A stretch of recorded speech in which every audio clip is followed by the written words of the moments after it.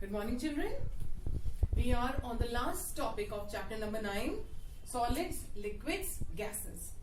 We have learned that anything that take up space and has volume is called as matter. Okay? Anything that occupies space and has mass is called as matter. We have also learned that matter exists in 3 basic forms: solids, liquids, gases. We have learned about the properties of all these things.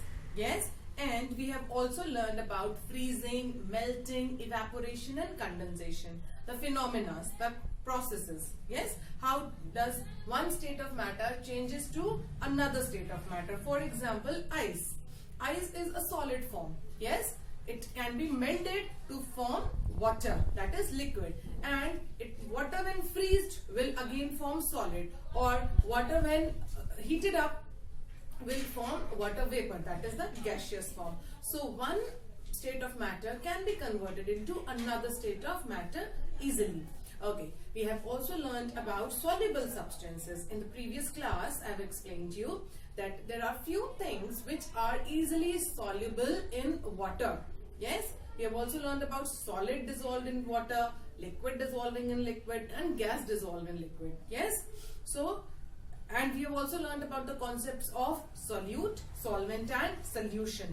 Do you remember what are solutes? Solutes are the particles or the substances which are dissolved in the solvent or some liquid. Solvent is a liquid which dissolves the solute in itself, and solution is a mixture of solute in solvent, like salt, water, so that is a salt solution. Sugar in water, that is a sugar solution. Okay, now today we are going to learn about insoluble substances. Like some substances are soluble, there are some which are not soluble. So those substances which are not soluble in water are called as insoluble. Okay, so now for example, when we make tea, what happens when we make tea? Liquid, we put some water in a pot, then we add some milk, sugar and tea leaves. Now what happens? Milk dissolves in water, sugar dissolves in water, but the tea leaves, they do not dissolve in water. How? Come, I'll show you. Come with me. I'm separating tea leaves from tea. Yes, this is a method of filtration. When you pour the tea over the sieve, you will see that the liquid comes into the cup or jar and the tea leaves get accumulated. Here you can see tea leaves and ginger, because in Indian house we prefer ginger. Yes, we prefer to put ginger in tea. So here you can see these are the tea leaves and ginger which has been separated with the help of this sieve, and the tea comes in this cup. Okay, so this is a method of preparation, a filtration. Did you see how the tea leaves and the ginger were separated with the help of sieve from the tea? Yes, so we know now that milk was dissolved in water, sugar was dissolved, but tea leaves, they left their color. They leave their color, but they do not dissolve in water, and they are separated through sieves. Okay, with the help of a sieve. So the tea leaves, and so this process is basically called as filtration. And filtration and sedimentation and decantation are the processes through which insoluble substances can be separated. So this process which I have shown you just now is called as filtration. So filtration is the method in which we filter things with the help of sieve, butter paper, filter paper, and we separate things. Okay, liquid can be separated from solid, or a solid can be separated from solid. So this is the method. This process is called as filtration. Okay, now the next process is sedimentation and decantation. Now what is sedimentation and decantation? I'll show you one experiment. See, what do I have over here? This is sand. What is it called as? Sand. This is sand which is used in construction of building. This is mixed along with cement and then used in construction. Now what will happen? See, I have a glass of water over here, Now what will I do? I will put some sand in this water. Okay. Now can you see? I have poured some sand in this water. Now what has happened? See, right now you will feel that the sand is mixed in water. But actually the sand does not dissolve in water. This is basically the impurity. So you can see, even if I stir it, it won't dissolve. It will settle down here at the bottom.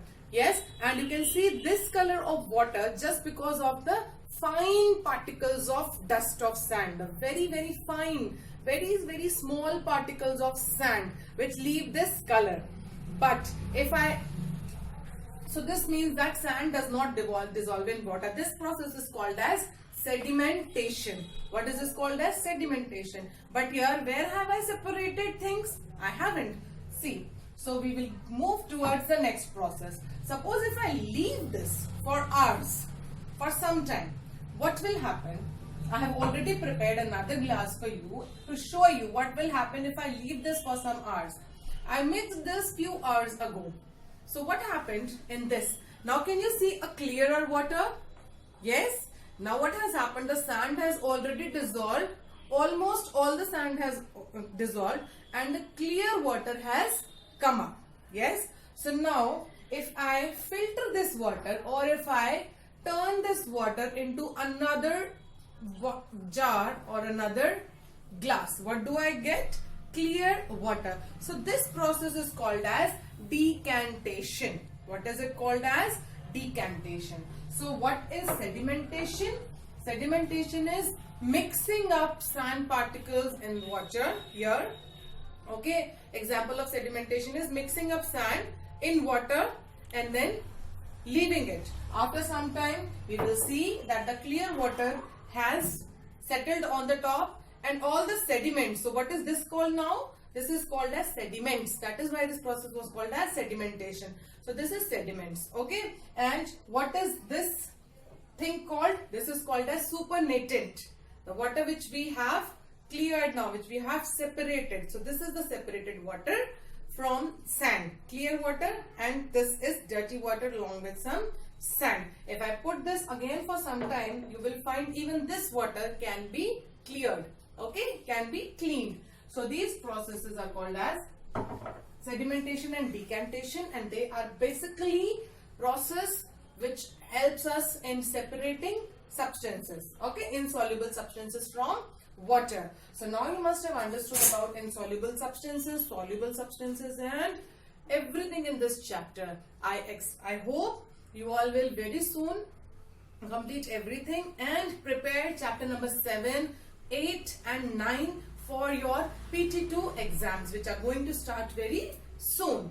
Prepare well, study well, complete your notes, and be honest, because this time you are going to have your exams through again through Google Forms only. Okay, earlier it was decided through Zoom, but now it is again through Google Forms.